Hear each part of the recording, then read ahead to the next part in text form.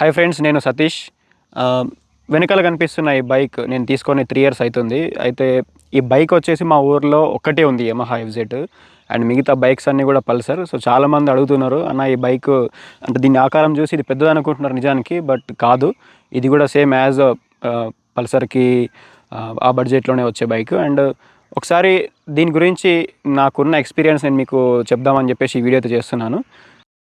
Friends, ఈ బైక్ని చూడగానే యాక్చువల్గా ఏంటంటే ఇది సిటీ స్టైల్ కోసం కావచ్చు, ఓన్లీ పల్లెటూరులో ఇది పనిచేయదని చెప్పేసి మా ఊర్లో కానీ, అంటే యాక్చువల్లీ ఏ పల్లెటూరులో కూడా దీన్ని ఎక్కువ ప్రిఫర్ చేయరు. ఎందుకంటే దీనికి ఉన్న ఫైబర్ బాడీ అండ్ దీనికి ఉన్న టైర్స్ అండ్ డిజైన్ చూసి ఎక్కువగా రన్ కాదేమో, మనకు అవసరానికి పని చేయదేమో అని చెప్పేసి ఎక్కువ తీసుకోరు. సో నేనైతే పల్లెటూరే మాది. నేను దీన్ని చేన్లలోకి, గుట్టల్లోకి, మట్టి రోడ్డు, ఆఫ్ రోడింగ్ అన్నీ చేశాను.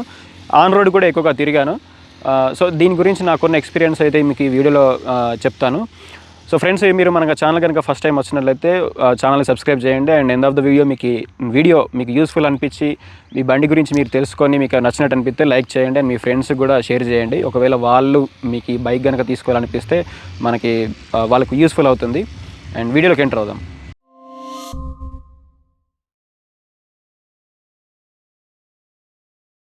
ఫ్రెండ్స్, ఒక బైక్ గురించి చెప్పాలంటే ఫస్ట్ కొన్ని plus points and minus points రెండు ఉంటాయి, ఏ బైక్ అయినా ఉంటాయి. సో ఫస్ట్ నేను దీనికి ఉన్న నెగిటివ్ పాయింట్స్ గురించి మీకు ఎక్స్ప్లెయిన్ చేస్తాను. సో దాని తర్వాత మనం ప్లస్ పాయింట్స్ గురించి మాట్లాడుకుందాం. సో నెగిటివ్ పాయింట్స్ విషయానికి వస్తే ఫస్ట్ వచ్చేసి ఈ బైక్ ఫైబర్ ఎవరికైనా ఫస్ట్ ఆలోచించేది కనిపించగానే, బైక్ చూడగానే కనిపించేది ట్యాంక్. సో ఇది యాక్చువల్లీ ఫైబర్, బట్ హార్డ్గానే ఉంటుంది. కానీ ఎంతైనా ఐరన్ ట్యాంక్ లాగా మీరు దీని మీద హెవీ బరువులు కానీ అట్లా తీసుకోవడానికి ఎక్కువగా ఉండదు. బట్ కొత్తగా ఉన్నప్పుడు బైక్ ఒక 1 ఇయర్ వరకు నేను తీసుకెళ్ళిన వాటర్ టిన్ అట్లాంటి ఈ సైజు వాటర్ టిన్లు అండ్ కొన్ని బ్యాగ్స్ కూడా తీసుకెళ్ళిన. కానీ అంతకంటే ఎక్కువ అయితే ఏమైందంటే దీనికి అటాచ్మెంట్స్ ఉంటాయి కొన్ని. ఇప్పుడు ఫర్ ఎగ్జాంపుల్ ఇక్కడ బ్లూ కలర్ ఉంది, దీని కింద బ్లాక్ అండ్ గ్రే అండ్ దీని కింద క్రోమియం ప్లేటింగ్తోని ఉంది. సో ఇవన్నీ కూడా స్క్రూ ఫిట్టింగ్స్తోనే ఉంటాయి. సో మెటల్ లాగా ఇవి ఎలా కాదు, ఇవి ఏమైపోతుంది అంటే నట్లు అనేవి లూజ్ అయిపోతాయి.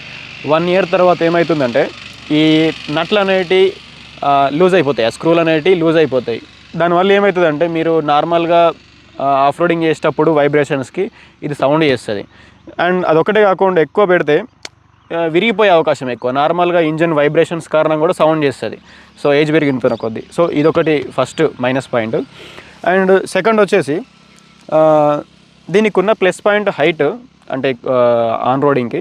బట్ ఇప్పుడు ఫ్యామిలీ పర్పస్లో చూసుకుంటే లేడీస్ దీని మీద ఎక్కాలంటే కొద్దిగా హైట్ అనిపిస్తుంది. దీనికి వెనకాల కూర్చోవాలంటే కాస్త ఈ ఫుట్ రెస్ట్ శారీ గడ్డ ఉన్న ఈ ఫుట్ రెస్ట్ నుంచి వెళ్ళి ఎక్కి కూర్చోవాలి. నార్మల్గా డైరెక్ట్ ఎక్కడానికి అయితే కొద్దిగా వీలు కాదు. నెక్స్ట్ దీనికి కిక్ రాడ్ లేదు. కిక్ రాడ్ ఇప్పుడు వచ్చే బండ్లలో ఆల్మోస్ట్ వేరే బైక్స్ కూడా లేవు, బట్ దీనికి కిక్ రాడ్ లేదు. అండ్ ఒకవేళ దీన్ని తోసి స్టార్ట్ చేద్దామన్నా, లేదంటే టైర్ లాగి స్టార్ట్ చేద్దామన్నా కూడా ఇది అంత ఈజీగా హ్యాండిల్ చేయడానికి, ఎందుకంటే కొద్దిగా వెయిట్ ఉన్నట్టు అనిపిస్తుంది పెద్దగా ఉండడం వల్ల. అదొక నెగిటివ్ పాయింట్. అండ్ నెక్స్ట్ వచ్చేసి దీని లైట్స్. మీరు ఇక్కడ చూస్తే దీని లైట్స్, ఇది డిఆర్ఎల్ అంటే day time running light. And కింద వచ్చేసి మెయిన్ హెడ్ లైట్ ఉంది. ఈ హెడ్ లైట్ ఏంటంటే నార్మల్గా ఎదురుగా ఏం రాకపోతే బాగానే కనిపిస్తుంది. కానీ ఒకవేళ హైవేలో ఎక్కడైనా మనకి ఎదురుగా ఒక కారు కానీ, లారీ కానీ, బస్సు కానీ ఏమైనా వచ్చినాయి అనుకో, హైవే మీద అయితే మనకు ఏదో అనుభవం కొద్దీ లైన్స్ మీద సైడ్ నుంచి వెళ్ళిపోతాం. కానీ ఒకవేళ లైన్స్ కానీ ఏం లేకపోతే ఖచ్చితంగా ఆగాల్సి వస్తుంది, ఎందుకంటే అసలు ఏం కనిపించదు ఎదురుగా ఏమున్నా కూడా. సో ఈ లైట్ అనేది హైవేల మీద వెళ్ళాలంటే అంత ఈజీగా సరిపోదు. మిగతా బైక్తో పోల్చుకుంటే ఓకే, కానీ సరిపోదు. ఇంకా కాస్త బెటర్గా ప్రొజెక్టర్ ల్యాంప్ కానీ, MT-15 కానీ, FZ25 లాంటి బైక్స్కు ఉన్నట్టుగా యమహా బైక్లోనే దీనికి కూడా ఒక ప్రొజెక్టర్ ల్యాంప్ ఇచ్చి ఉంటే బాగుండేదని నా ఒపీనియన్. అదొకటి. నెక్స్ట్ టైర్ వచ్చేసి ఈ బైక్ డైలీ కమ్యూటరు. ఆన్ రోడ్ బైక్స్కి అయితే బాగానే పనిచేస్తుంది, బట్ ఆఫ్ రోడింగ్ పల్లెటూరులలో ఎక్కువ రన్ చేయాలంటే ఇది రేడియల్ టైర్. అండ్ దీని గ్రిప్స్ కూడా రోడ్డు తగ్గట్టుగా ఉంటాయి. ఆఫ్ రోడింగ్ చేయాలంటే మోర్ గ్రిప్, దానికి ఎక్కువగా ఆఫ్ రోడింగ్ డిజైన్ లాంటిది ఉంటే ఇది బాగా రన్ అవుతుంది. బట్ ఇది ఆన్ రోడ్కే బెటర్, ఆఫ్ రోడింగ్కి అంత పర్ఫెక్ట్ అయితే కాదు. ఆఫ్ రోడింగ్లో ఏంటంటే మీకు కొద్దిగా ఇసుక ఉంటుంది, అవన్నీ ఏంటంటే దీనికి స్లిప్ అవ్వడానికి ఎక్కువ ఛాన్సెస్ ఎక్కువ ఉంటాయి అన్నమాట. సో ఇదొక నెగిటివ్ పాయింట్. ఇంకొక నెగిటివ్ పాయింట్ విషయానికి వస్తే దీనికి సింగిల్ ఛానల్ ఏబిఎస్ఏ ఉంది. ముందు మాత్రమే ఏబిఎస్ ఛానల్ ఉంది, వెనకాల లేదు. వెనకాల ఇది రేడియల్ టవర్ అవ్వడం వల్ల ఏమైందంటే మనకి దీనికి రోడ్డుకి దీనికి మధ్యలో ఉండే ట్రాక్షన్ ఏదైతే ఉంటుందో ఇది చాలా తక్కువ ఉంటుంది. రేడియల్ ఉండడం వల్ల కొద్ది మొత్తంలోనే రోడ్డుకు టచ్ అవుతుంది. సో ఏబిఎస్ వెనకాల ఇచ్చి ఉంటే బాగుండేది. దానివల్ల మనకి టైర్ అనేది స్లిప్ అవ్వడం కానీ రాకపోవడం కానీ ఇట్లాంటిది ఏమి ఉండదు. బట్ వెనకాల టైర్ బ్రేక్ ఎంత యూజ్ చేసినా హ్యాండిల్ ప్రాపర్గా పట్టుకుంటే సేఫే. బట్ వెనకాల కూడా ఒక ఏబిఎస్ ఛానల్ ఇచ్చి ఉంటే బాగుండేది. ఫ్రంట్ అయితే ఏబిఎస్ ఉంది అండ్ ఎక్సలెంట్ పని చేస్తుంది ఫ్రంట్ అది. నాకైతే చాలా సిచ్యువేషన్స్లో ఫ్రంట్ బ్రేక్ చాలా యూస్ఫుల్గా అనిపించింది. నెగిటివ్ పాయింట్ విషయానికి వస్తే దీంట్లో ఈ కన్సోల్ మీటర్లో మనకి గేర్ పొజిషన్ ఇండికేటర్ లేదు. నార్మల్గా అసలు బైక్ డ్రైవింగ్లో ఇంజన్ సౌండ్ బట్టి మనం లేదా స్పీడ్ని బట్టి మనం ఏ గేర్లో ఉన్నామో చెప్పొచ్చు. బట్ ఇప్పుడున్న టెక్నాలజీ ప్రకారం ఇప్పుడున్న వచ్చే బైక్స్ వేరే ఫీచర్స్తో పోల్చుకుంటే గేర్ పొజిషన్ ఇండికేటర్, తర్వాత ఏబిఎస్ అండ్ ఇవి ఇంజన్ హెల్త్ సంబంధించిన అన్నీ వస్తాయి. బట్ ఇందులో గేర్ పొజిషన్ ఇండికేటర్ లేదు. టైం ఉంది, trip 1 trip 2 and RPM meter అన్నీ కూడా ఉన్నాయి. బట్ గేర్ పొజిషన్ ఇండికేటర్ ఒకటి లేదు. అది కూడా ఉంటే బాగుండేది. బైక్ ఎంత పర్ఫార్మెన్స్ ఇచ్చినా, దాని కాన్ఫిగరేషన్ ఎంత బాగున్నా, కంఫర్ట్ ఎలా ఉన్నా కూడా చూడడానికి కూడా బాగుండాలంటారు. ఎందుకంటే ఒక బైక్ని మనం నడపకపోయినా the first impression is the best impression అంటాం. దాన్ని చూడగానే ఫస్ట్ స్టైలిష్ కనిపించాలి. సో ఆ విధంగా చూడడానికి స్టైల్గానే ఉన్నా పాత కనిపిస్తుంది. ఏంటంటే దీనికి ఉన్న మ్యాట్ ఫినిష్ డైలీ క్లీన్ చేసి లేదా వాటర్ వాష్ లేదా పేపర్తో క్లీన్ చేస్తే నీట్గా కనిపిస్తుందేమో, కానీ నార్మల్గా అయితే క్లాత్తో క్లీన్ చేసేసి బయటికి వెళ్ళిపోతే ఒక 50 కిలోమీటర్ జర్నీ చేసేసరికి దీన్ని డస్ట్ పడి పాతగానే కనిపిస్తుంది. అండ్ నెక్స్ట్ వచ్చేసి దీనికి ఇంజన్కి కూడా మ్యాట్ ఉంది. అంటే ఇది అసలు ఇప్పుడు క్లీన్ చేసినా కూడా అది పాతగానే కనిపిస్తుంది. వాటర్ వాష్ చేయించినా, ఫోమ్ వాష్ చేయించినా అసలు షైనింగ్ లాంటిది ఉండదు దానికి. బట్ దీనికి ఈ ఫినిషింగ్కి మేబీ ఏదైనా రీజన్ ఉండొచ్చు, కానీ ఇదైతే ఇంజన్ పాతలాగా అనిపిస్తుంది. దానికి నాకు నచ్చలేదు. ఇది ఒకటి ఏదైనా పెయింట్ ఫినిష్ వేరే ఏదైనా ఇచ్చి ఉంటే బాగా కనిపించేది అని నా ఒపీనియన్. ఇవి ఫ్రెండ్స్ నా బైక్ ఉన్న నెగిటివ్ పాయింట్స్ వచ్చేసి. ఇప్పుడు పాజిటివ్ పాయింట్స్కి వెళ్ళిపోదాము.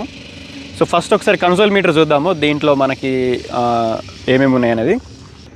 సో ఫ్రెండ్స్ నా బైక్ వచ్చేసి 25,857 కిలోమీటర్స్ అయితే తిరిగింది ఇప్పటి వరకు. ఫ్రెండ్స్ ఇందులో పాజిటివ్ పాయింట్స్ విషయానికి వస్తే ఫస్ట్ పాయింట్ వచ్చేసి సీటింగ్ కంఫర్ట్. ఒకసారి మీకు చూపిస్తాను సీటింగ్ కంఫర్ట్ ఎలా ఉంటుంది అనేది. ఇప్పుడు నేను ఇలా కూర్చున్నాను కదా, నాకు సరిగ్గా కింద లెగ్స్ ఫుట్ కరెక్ట్ నేలకి టచ్ అవుతుంది. నేను కూర్చున్న విధానం కూడా కంఫర్టబుల్గా ఉంటుంది. అన్లైక్ పల్సర్ కొద్దిగా బెండ్ అవ్వాలి. దానివల్ల ఏమవుతుందంటే లాంగ్ జర్నీ చేసేటప్పుడు మనకు బ్యాక్ పెయిన్ అండ్ నెక్ని ఇలా పెడతాం కాబట్టి, హెడ్ని ఇలా పెడతాం కాబట్టి నెక్ పెయిన్ ఇవన్నీ వస్తాయి. అండ్ ముంగటికి బెండ్ అవ్వడం వల్ల ఈ చేతిలో ఎక్కువ పెయిన్ వస్తుంది. బట్ దీనికి కంఫర్టబుల్గా కూర్చుంటాం మనం. ఇలా కూర్చొని లెగ్ చూడండి కరెక్ట్గా మన హిప్ అండ్ నీస్ కరెక్ట్గా పొజిషన్ అయి ఉంటాయి. మీకు ఎక్కడ కూడా పెయిన్ రావడం కానీ ఉండదు.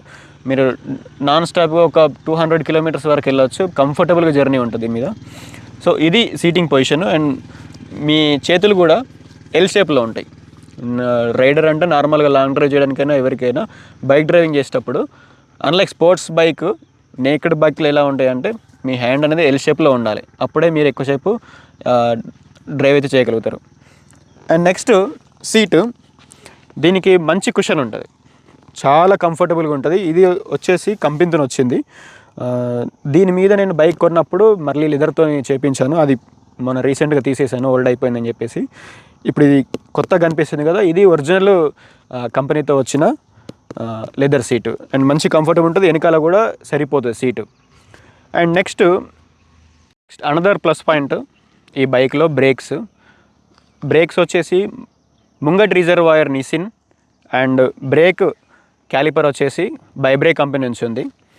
అండ్ వెనకాల బ్రేక్స్ హైడ్రాలిక్ వచ్చేసి నిసిన్ అండ్ వెనకాల క్యాలిపర్ కూడా నిసిన్ వాళ్ళది ఇచ్చారు. బ్రేక్ ప్యాడ్లు కూడా నిసిన్ వాళ్ళే ఉంటాయి, బ్రాండెడ్ ఇంటర్నేషనల్ స్టాండర్డ్ ఉంటాయి. ఇవి బ్రేక్స్ ఎప్పుడు కూడా నాకైతే ఏబిఎస్ అనేది ఎక్కడ కూడా స్కిడ్ అయినట్టు కానీ నాకు ఎప్పుడు కూడా అనిపించలేదు. చాలాసార్లు నాకు ఏబిఎస్తోనే అవసరం వచ్చింది. అంటే చాలా టైంలో సేవ్ అయింది. ఇమ్మీడియట్గా బ్రేక్ చేయడం కానీ ఇట్లాంటి చోట్ల చాలాసార్లు నాకు మంచిగా అనిపించింది. అండ్ నేను దీన్ని ఆఫ్ రోడ్లో స్లోగానే వెళ్తాను, కానీ ఆన్ రోడ్లో కాస్త స్పీడ్ మెయింటైన్ చేస్తాను. అబౌవ్ 80 to 110 మధ్యలో నేను ఈ బైక్ని అయితే రైడ్ చేస్తాను. ఎకానమీలో ఎక్కువగా యూజ్ చేయను, హైవేలో అంటే ఎకానమీలో వెళ్ళను. బ్రేక్ చాలాసార్లు అవసరమైంది, మంచి పర్ఫెక్ట్గా బ్రేక్స్ పనిచేస్తాయి. ఏబిఎస్ కూడా మీకు పూర్తిగా లాక్ అయిపోయి రిలీజ్ అయినట్టుగా ఉండదు, చాలా స్మూత్గా లాక్ అండ్ రిలీజ్ లాగా పనిచేస్తుంది, మంచి బ్రేక్స్. అండ్ నెక్స్ట్ ఈ బైక్ హ్యాండ్లింగ్ విషయానికి వస్తే మీరు 100లో వెళ్ళినా 105 దీన్ని మ్యాక్స్ స్పీడ్ వచ్చేసి 113 ఈ బైక్ వెళ్ళింది, అంతకంటే ఎక్కువ వెళ్ళలేదు. Maximum speed 113. నేను ఎప్పుడు అంత వెళ్ళలేదు, ఓన్లీ 100 ఒకసారేమో ట్రై చేసిన. ఎప్పుడు వెళ్ళినా కూడా 105, 110 లేదా 80 నుంచి 100 మధ్యలో. అయితే ఎప్పుడు వెళ్ళినా కూడా ఖచ్చితంగా 2 చేతుల్ని గట్టిగా పట్టుకోవాల్సిన అవసరం కూడా ఉండదు. హైవేలో మనం లోకల్గా అయితే సింగిల్ వేలో అయితే మనం ఎప్పుడు కూడా అంత స్పీడ్ వెళ్ళాం, కానీ హైవేలో వెళ్తే మాత్రం ఖాళీగా ఉంటాయి కాబట్టి హైవే ఉంటుంది, స్పీడ్ లిమిట్స్ కూడా మంచిగానే ఉంటాయి కాబట్టి అరౌండ్ 100 అలా మెయింటైన్ చేస్తూ ఉంటాము. అయితే 100 వెళ్తున్నాం కానీ చెప్పేసి మనకు 2 చేతులు కూడా గట్టిగా పట్టుకొని స్టేబుల్గా పట్టుకోవాల్సిన అంత అవసరం కూడా రాదు. ఎందుకంటే దీనికి ఉన్న ఫోక్స్ చాలా థిక్ ఉంటుంది, 42 mm సైజ్ ఏమో ఉంటుంది ఇది. అది మీకు మంచి స్టెబిలిటీ ఇస్తుంది. మీరు సింగిల్ హ్యాండ్తో పట్టుకున్నా కూడా హ్యాండిల్ అలా ఉండిపోతుంది అంతే, అటు ఇటు బెండ్ కావడానికి అట్లాంటిది ఏమి ఉండదు, మంచి స్టేబుల్గా పనిచేస్తుంది. అండ్ నెక్స్ట్ వచ్చేసి దీనికి ఉన్న ప్లస్ పాయింట్స్లో ఇంజన్. మీకు ఒకవేళ మీరు ఫ్రెండ్స్తోని కాస్త బయట తిరగడానికి అప్పుడెప్పుడు ఎప్పుడైనా త్రిబుల్ రైడింగ్ చేసినా కూడా, నేను త్రిబుల్ రైడింగ్ ప్రిఫర్ చేయను, కానీ ఒకవేళ అవసరం ఉంటుంది, ఒక్కోసారి ముగ్గురు వెళ్ళాల్సిన అవసరం ఉంటుంది. ముగ్గురు కూర్చున్నా కూడా మీకు పికప్లో ఏం చేంజ్ ఉండదు. ఈజీగా ముగ్గురు కూర్చున్నా ఫుల్ యాక్సలరేషన్ ఇట్లా రైజ్ చేయాల్సిన అవసరం కూడా రాదు, నార్మల్ యాక్సలరేషన్తోనే మంచి పికప్ అయితే వస్తుంది. సో ఇది ఇంజన్ ఉన్న ఆ పికప్ అండ్ పవరు, మంచి మైలేజ్ కూడా ఇస్తుంది. మీరు సింగిల్ రైడ్ చేసినా ముగ్గురు చేసినా ఆల్మోస్ట్ కంపెనీ వాళ్ళు మెన్షన్ చేసింది 47 kmpl km/L. నాకు వచ్చేసి 47 to 50 మధ్యలో వచ్చింది. నేను ఊర్లో తిరుగుతాను కాబట్టి ఎక్కువగా నాకు 47 ఖచ్చితంగా వచ్చింది. హైవేకి వెళ్ళినప్పుడు 48, 49 అంతకంటే ఎక్కువ లేదు, మ్యాక్స్ 50 ఒకసారి ఏమో వచ్చినట్టుంది, ఎప్పుడు ఎక్కువ రాదు. సో అది mileage and engine capacity.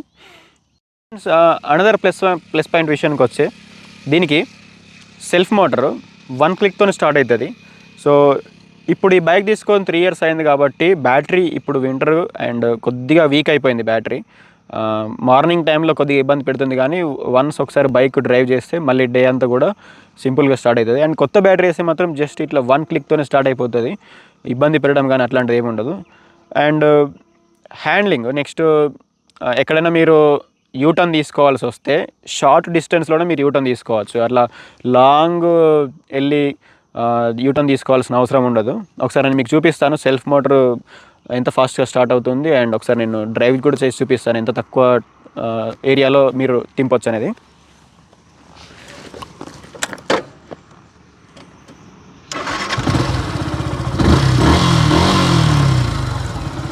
So single and ఒకటే క్లిక్తో బండి స్టార్ట్ అయిపోతుంది. నెక్స్ట్ వచ్చేసి దీన్ని డ్రైవ్ చేసి చూపిస్తాను ఎంత తక్కువ టైంలో ఎంత షార్ట్ డిస్టెన్స్లో మీరు యూటర్న్ తీసుకోవచ్చు అనేది. ఇప్పుడు ఇలా ఉంది కదా, ఫర్ ఎగ్జాంపుల్ నేను ఇక్కడ డివైడర్ ఉందనుకోండి, నేను ఇక్కడ నుంచి ఇందులోకి వెళ్ళాలి. ఇప్పుడు నేను చూపిస్తాను, కాస్త పక్కన తీస్తాను.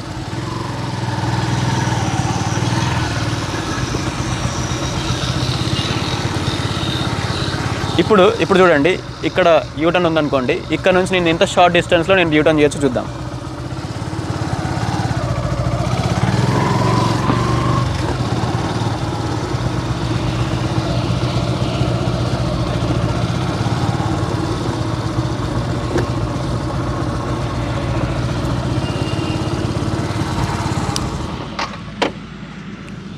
సో ఇది బైక్ మీరు యూటర్న్ తీసుకోవాల్సిన అవసరం ఉన్నప్పుడు కానీ, లేదా ఎమర్జెన్సీ టైంలో మీరు బైక్ని సడన్గా అటు తిప్పడానికి కానీ మంచి హ్యాండ్లింగ్ ఉంటుంది. ఇక్కడ ఆఫ్ రోడ్ ఉంది కాబట్టి ఇంకాస్త లేట్గా టర్న్ అయింది, అండ్ మంచి డాంబర్ రోడ్ లేదంటే ఏదైనా సీసీ రోడ్లో ఉన్నప్పుడు ఖచ్చితంగా మీకు ఇంకా బెటర్ కాన్ఫిడెన్స్ ఇస్తుంది. అనదర్ ప్లస్ పాయింట్ విషయానికి వస్తే మీరు ఆఫ్ రోడ్ ఎక్కువ చేస్తా అంటే మాత్రం నేను టైర్స్ అంతగా ప్రిఫర్ చేయను. బాగానే ఉంటాయి, బాగానే వెళ్తుంది, ఎక్కడ కూడా స్కిడ్ అట్లాంటిది ఏం కావదు. బట్ ఆన్ రోడ్కి అయితే ఇది బెటర్, చాలా బెటర్ టైర్స్ ఇవి. ఎందుకంటే ఒకసారి ఈ టైర్ సెక్షన్ చూద్దాం మనము. ఇక్కడ మీరు బైక్ టైర్ సెక్షన్ చూడండి, 140/60 టైర్స్ ఇవి రేడియల్ టైర్స్. అంటే ఈ ఎండ్ నుంచి ఈ ఎండ్కి 140 సెక్షన్ అండ్ ఇక్కడ నుంచి ఇక్కడికి 60 సెక్షన్. సో అంటే మీకు 140 అనేది చాలా వైడ్ రేంజ్ ఇది. మీరు ఎక్కడైనా రోడ్డు మీద కార్వింగ్ చేద్దాం అనుకున్నా, లేదా ఎమర్జెన్సీ ఏదైనా టైర్ అటు ఇటు గుంతలు వచ్చి మీరు సడన్గా తిప్పుదాం అనుకున్నప్పుడు ఈ టైర్స్ అయితే మీకు చాలా యూజ్ అవుతాయి. ఎందుకంటే ఇక్కడ మీరు చూసుకుంటే దీని వెనకాల టైర్ చూడండి, ఇంత ఈ రేంజ్ మొత్తం కూడా రోడ్ యూజ్ అవుతుంది. ఈ రేంజ్ అనేది మీరు కార్వింగ్ చేయడానికి టర్నింగ్స్ కాడ బాగా బెండ్ చేస్తే మీకు ఇక్కడ దాకా వెళ్తుంది. కానీ నేను ఎంత బెండ్ చేయను కాబట్టి ఇక్కడ నుంచి ఇక్కడ వరకు అయితే మీరు చాలా యూజ్ అవుతుంది. ఇక్కడ నుంచి మీకు ఆల్మోస్ట్ ఒక 5 ఇంచెస్ అయితే ఈ రేంజ్ ఉంటుంది. ఇప్పుడు నేను ఈ బైక్ని పార్క్ చేశాను.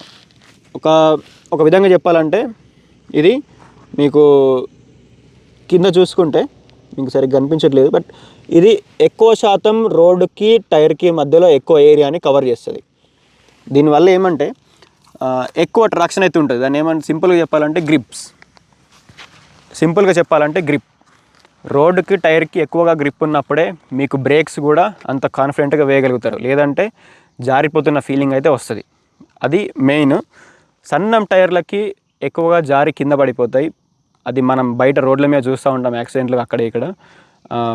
బట్ పెద్ద టైర్లు ఉంటే ఏంటంటే మంచి బ్రేక్, మీరు ఎప్పుడైనా ఎమర్జెన్సీ బ్రేక్ వేసినా మీకు మంచి ట్రాక్షన్ ఉండడం వల్ల మీకు మంచి బ్రేక్ పర్ఫార్మెన్స్ అయితే ఉంటుంది. సో అది ఇందులో ఉన్న ఒక ప్లస్ పాయింట్.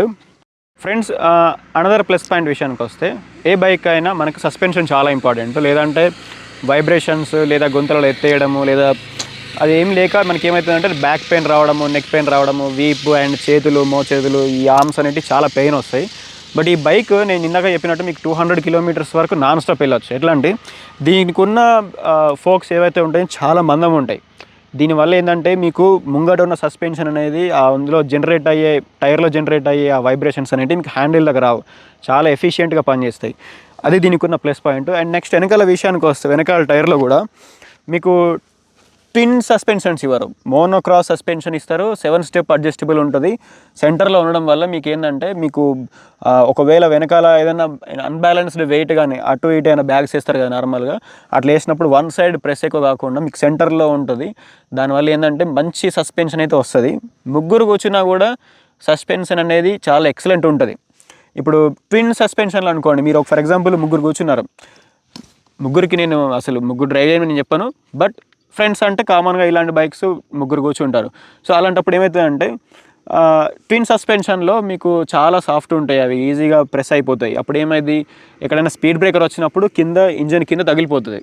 బట్ దీనికి అట్లా కాదు, మీరు ముగ్గురు కూర్చున్నా కాస్త స్లోగా వెళ్ళినట్టయితే మీకు అస్సలు తగలదు. మళ్ళీ దీని కింద ఒకవేళ తగిలినా కూడా మోస్ట్లీ ఎప్పుడు తగలలేదు. ఆల్మోస్ట్ మా ఫ్రెండ్స్ వచ్చేసి ఒకవాడు 80 kg, 85, 90 kg ఉన్నారు, నా బెస్ట్ ఫ్రెండ్స్ ఎవరైనా కూడా. సో వాళ్ళు కూర్చున్నా కూడా నా బైక్ అయితే ఎప్పుడు కూడా అట్లా ఏం కాలేదు. అండ్ దీని కింద స్టాండ్ ఉంది కాబట్టి ఒక 2-3 టైమ్స్ నార్మల్గా మేము ఏదో స్పీడ్ వెళ్తున్నప్పుడు సడన్గా బ్రేక్ వేసినాం. అప్పుడు ఏమైందంటే లైట్గా తగిలింది, బట్ అయినా టెన్షన్ లేదు, ఎందుకంటే కింద ఫుల్ స్టాండ్ ఉంది కాబట్టి దానికి స్టాండ్కే తగులుతుంది. దీని కింద ఉన్న అండర్ బెల్లీ ఎగ్జాస్ట్కి అయితే తగలదు. సో అది సస్పెన్షన్ విషయానికి వస్తే చాలా బాగుంటుంది. సో ఇది ఓవరాల్గా నా బైక్ ఉన్న negative points and positive points. ఇవన్నీ కూడా నాకైతే నెగిటివ్ పాయింట్స్ ఎప్పుడు కూడా నాకైతే ఏమనిపించలేదు, బట్ మోస్ట్లీ నాకు చాలా యూస్ఫుల్గా అనిపించింది. అండ్ ఎవరైనా బైక్ గురించి ఎక్కువ ఆలోచించేది ఈ ఫైబర్ ట్యాంక్ గురించే. నిజం చెప్పాలంటే నేను దీని మీద కూర్చుంటా కదా, దీని మీద వాటర్ ట్రైన్ తీసుకెళ్ళాను నేను. ఇప్పుడు లెగ్స్ ఇక్కడ వరకు ఉన్నాయి, వాటర్ ట్రైన్ అనేది ఇక్కడనే అవుతుంది, హోల్డ్ చేయవచ్చు. మీరు మెటల్ ట్యాంక్ ఇచ్చినంత మాత్రాన మీరు ట్యాంక్ దీని మీద ఇక్కడ తీసుకెళ్ళి పెట్టరు కదా, హ్యాండిల్ ఎట్లాగో తిరగాలి, ఇక్కడ వరకు రావాలి. అంటే మీరేం పెట్టినా కూడా ఇక్కడ నుంచి ఈ గ్యాప్లోనే పెట్టాలి. అలాంటప్పుడు మీకు ఫైబర్ అయినా మెటల్ అయినా మీకు బెనిఫిట్ ఏంటంటే, మెటల్ అయితే ఏంటంటే లాంగ్ పెట్టినప్పుడు అయినా యూజ్ అవుద్దేమో, కానీ అడ్డంగా పెట్టినప్పుడు మాత్రం మెటల్ అయినా ఫైబర్ అయినా ఒకటి, ఎందుకంటే మీకు లెగ్సే హోల్డ్ చేస్తాయి వెయిట్ని అంతా కూడా. సో అది ఇందులో ఉన్నది. అండ్ నెక్స్ట్ ఇందులో మీరు హ్యాండ్లింగ్ మెయిన్ ఇంపార్టెంట్.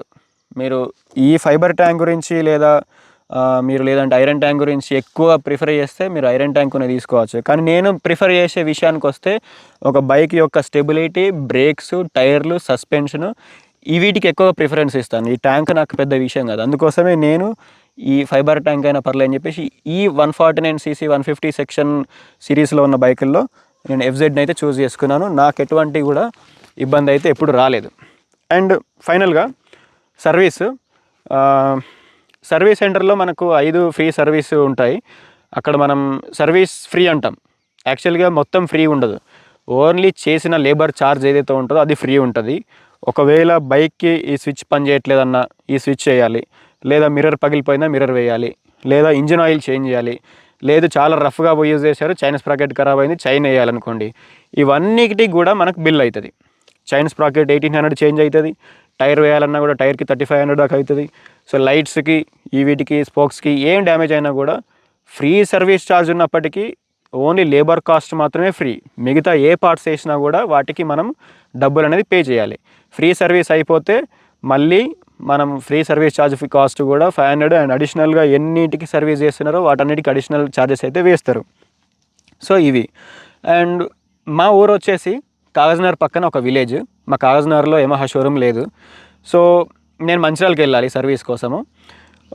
సర్వీస్లో ఏం చేస్తారు, మనకు ఫ్రీ ఉన్నప్పుడు మనం ఏదైనా కంప్లైంట్ ఇస్తేనే చేస్తారు. మిగతా వాళ్ళైతే సొంతగా చెక్ చేయరు, ఏదైనా జస్ట్ జనరల్గా చూస్తారు.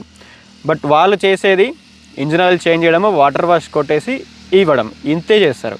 సో వీటి కోసం నాకు ఇక్కడ నుంచి మా ఇంటి నుంచి 80 కిలోమీటర్స్ అయితే వస్తుంది మంచిర్యాలకి. సో వెళ్ళడానికి 80, రావడానికి ఒక 80, అండ్ లోకల్లో మనం తిరిగితే అదొక 10 కిలోమీటర్స్ అడిషనల్గా 170 కిలోమీటర్స్ అయిపోతుంది. ఈ 170 కిలోమీటర్స్ యావరేజ్ అంతా ఒక 4 లీటర్స్ అయితే పడుతుంది పెట్రోల్. 4 అండ్ మీరు డైలీ వెళ్ళడానికి బయట అంత దూరం వెళ్ళాలంటే ఒక డే వెళ్ళిపోతుంది. కాబట్టి మీరు లంచ్, టిఫిన్ అండ్ ఇలాంటి వాటికి, ఎందుకంటే ఇక్కడ నుంచి మంచిర్యాల వెళ్ళేసరికి అక్కడ ఆల్రెడీ వేరే బైక్స్ లైన్లో ఉంటాయి.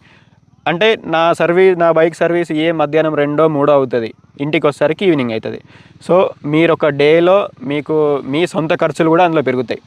సో అలా మంచిర్యాలకి వెళ్ళి వస్తే నాకు ఒక 1000 రూపాయలు అయిపోతాయి. అయితే ఫ్రీ సర్వీస్ ఉన్నప్పుడు వెళ్ళాం. కానీ తర్వాత నాకు అర్థమైపోయింది బైక్లో ఎక్కువగా మీకు టెక్నికల్గా మీరు కాస్త నాలెడ్జబుల్ పర్సన్ అయితే మీకు ఇవన్నీ చేయడం పెద్ద ఇబ్బంది ఏమి ఉండదు. నేను ఈ బైక్ వచ్చేసి అప్గ్రేడ్స్ ఒక టైర్ మార్చిన 25,000 కిలోమీటర్లు తిరిగింది, 25,857 కిలోమీటర్లు తిరిగింది. వెనకాల టైర్ అరగలే, కానీ పంక్చర్లు ఎక్కువ అయినాయి. సో లాస్ట్ మంత్ నేను టైర్ మార్చిన, అండ్ 2 months అవుతుంది చైన్ స్ప్రాకెట్ మార్చి, చాలా ఇబ్బంది అయిందని చెప్పేసి. అయితే ఆ చైన్ డ్యామేజ్ అవ్వడానికి కూడా రీజన్ ఏంటంటే బయట మెకానిక్సే. ఏంటంటే ఈ ఏరియాలో ఈ బైక్స్ ఎక్కువ లేవు, వాళ్ళకి మేబీ అనుభవం లేకపోవడమో, లేదంటే ఈ చైన్ అడ్జస్ట్మెంట్ సరిగ్గా చేయకపోవడం వలన అది చైన్ ఏమైందంటే అటు ఇటు నట్స్ అనేటి బోల్ట్స్ అనేవి సరిగ్గా ఫిట్ చేయాలి. లేదంటే ఏమైందంటే టైర్ క్రాస్ అయిపోయి గియర్కు ఉండే టీత్ అనేది ఆ టీత్ మీద చైన్ ఎక్కుతుంది, దానివల్ల అరిగిపోతుంది. అరిగిపోవడం వల్ల సౌండ్ ఎక్కువ చేస్తుంది. సో మీరు గనక కాస్త టెక్నికల్గా నాలెడ్జ్ ఉన్న పర్సన్ అయితే కంపెనీ వాళ్ళు ఇచ్చే యూజర్ మాన్యువల్ స్టడీ చేసి మీరు సొంతగా దాన్ని చైన్ అడ్జస్ట్మెంట్ అయితే చేయొచ్చు. అండ్ నెక్స్ట్ వచ్చే వీడియోలో కూడా మనం దాని గురించి పెడదాము. సో అది దానికి ఉన్న ఇబ్బంది. అండ్ సర్వీస్లో విషయానికి వస్తే ఈ కీస్, నేను సర్వీస్ సెంటర్లో ఇది పని చేయట్లేదు. ఫర్ ఎగ్జాంపుల్ వర్షాకాలం వచ్చింది, మీరు వర్షం లేటని వెళ్ళొచ్చు అనుకోండి, ఇందులోకి నీళ్ళు వెళ్తాయి ఈ కీలకి. ఈ నీళ్ళు కీలడం వల్ల ఇవి సరిగ్గా పనిచేయదు, హారన్ సరిగ్గా పని చేయకపోవడం ఇట్లాంటివి అవుతూ ఉంటాయి. సో ఇవి మీరు చెప్పినా కూడా అక్కడికి వెళ్ళిన తర్వాత వాళ్ళు ఒక 4-5 సార్లు ఇలా ఇలా ఇలా ఇలా అంటారు, అది టచ్ అయిపోతుంది, అప్పుడు వస్తుంది, అప్పటి మందం వస్తుంది, బట్ మళ్ళీ రాదు. సో అది ఇవి సర్వీస్ సెంటర్లో నాకు వచ్చిన కొన్ని ఇబ్బందులు. దీనికి టైర్ MRF షోరూంలో వేయించాను. దానికి లేబర్ కాస్ట్ అండ్ ఫిట్టింగ్తో కలిపి 3500 రూపీస్లో అయింది మా కాగజ్నగర్లో. చైన్ వచ్చేసి నేను కరీంనగర్ షోరూంలో మా ఫ్రెండ్ చేత తీసుకోమని అండ్ కొరియర్ వేయించుకున్నా. అది నేను సొంతగా వేసుకున్నా. దానికి వచ్చేసి 1850 ఆర్ ఇట్లా ఆ రేంజ్లో ఉంది ప్రైస్. నేనే సొంతగా వేసుకున్నా. దీనికి ఎటువంటి మాడిఫికేషన్స్ కానీ ఎటువంటి చేంజెస్ కానీ ఏం చేయలేదు. సో ఇది ఫ్రెండ్స్ ఈ బైక్ నాకున్న ఎక్స్పీరియన్స్. ఒకవేళ మీకైనా డౌట్స్ ఉంటే కామెంట్ సెక్షన్లో పెట్టండి, నేను దానికి బెటర్ ఏమైనా ఆల్టర్నేటివ్ ఆప్షన్స్ కానీ సజెషన్స్ కానీ నా తరపు నుంచి ఏమైనా మీకు కావాలంటే నేను మీకు ఖచ్చితంగా కింద సెక్షన్లో మీకు మెసేజ్ చేస్తాను, రిప్లై ఇస్తాను. సో ఇది ఫ్రెండ్స్ నా బైక్ గురించి. ఒకవేళ మీకు ఈ వీడియో కనుక నచ్చి మీకు ఏదైనా యూస్ఫుల్గా అనిపించినట్లయితే ఒక లైక్ చేయండి. మీ ఫ్రెండ్స్కి కూడా ఎవరైనా బైక్ తీసుకునే వాళ్ళు ఉందామంటారు, ఏ బైక్ తీసుకోవాలి, పల్సర్ తీసుకోవాలా, ఎన్ఎస్ఆ, ఎఫ్జెడా, MT-15, R15 బుల్లెట్, రకరకాల ఆప్షన్స్ ఉంటాయి కదా. సో ఈ బైక్ గురించి ఎవరైనా ఆలోచించే వాళ్ళకి ఎవరైనా కానీ ఇది బెనిఫిట్ అవుతుందేమో వాళ్ళకి షేర్ చేయండి. అండ్ నచ్చితే ఒక లైక్ చేయండి. సబ్స్క్రైబ్ చేయడం మర్చిపోవద్దు. Thank you.